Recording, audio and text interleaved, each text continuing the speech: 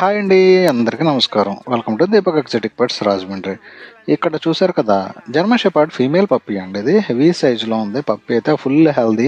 Direct mother దగ్గర నుంచి తెచ్చిన పప్పీ అండి. ఇది మధ్యలో ఎక్కడ ఆగలేదు.